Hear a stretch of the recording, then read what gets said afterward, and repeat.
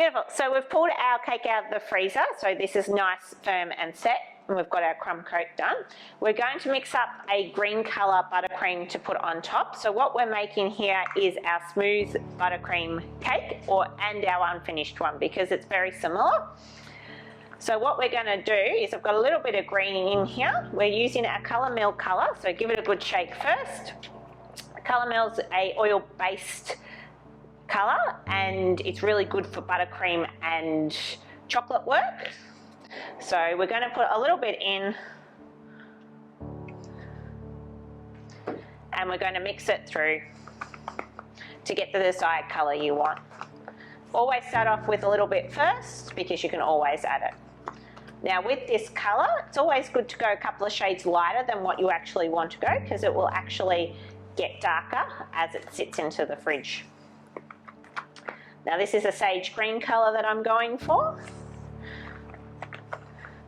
When you're mixing as well, I'm also trying to get all the air bubbles out to make a smoother effect later, so I don't have any air bubbles in the icing finish. So that's the colour that I want. So now we're going to put this onto our cake. So we're going to get a section of it, put it on top, and start to smooth it out from side to side. Turning your turntable as you go.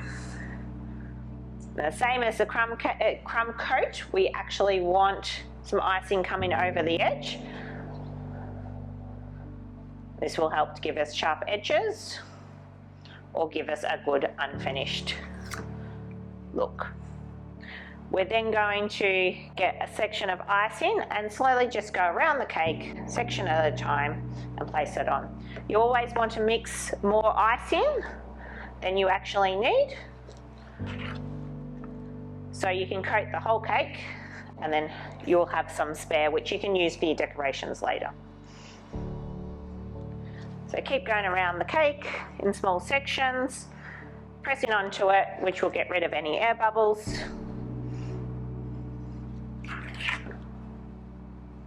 All the way to the end. Don't worry about getting any onto the board, because we'll clean that up later. Now this section doesn't have to be perfect, because we are going to scrape this back to make a smooth finish. So using your plastic scraper, keeping it straight, we're going to pull back some of the icing a little bit at a time and scrape it off. Now if you left the icing on there, it would actually start to pull more icing off, so you want to do a section at a time just to get that flat finish.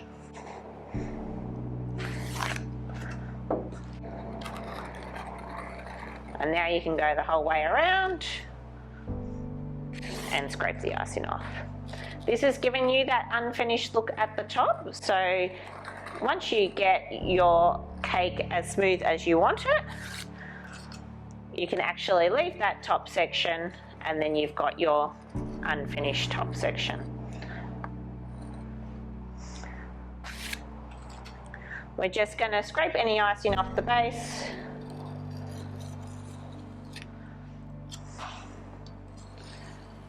And we're going to set that cake into the fridge before adding any extra decorations. So if you see any bits that you want to scrape more, you can do that now.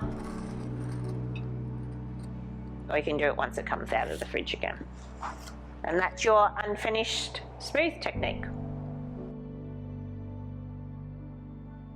To get your smooth finish at the top and your sharp edges, we're now just going to take off these little edges by pressing the palette knife, holding it as straight as possible and working it towards the inside of the cake, scraping each time you do it until you get the whole way round.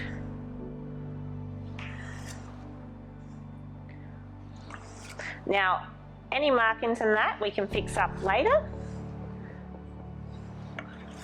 And do remember that you are going to put decorations on this as well. So unless you aren't going to put decorations on the top, you don't have to be too fussy about the lines on the top. Just going to run it over once more with the plastic scraper just to get any final marks out. Because the cake has been in the freezer, it means this buttercream has firmed up a little bit too, which does make it easier to smooth it out. And any last sections on there. And you've got your smooth finished up.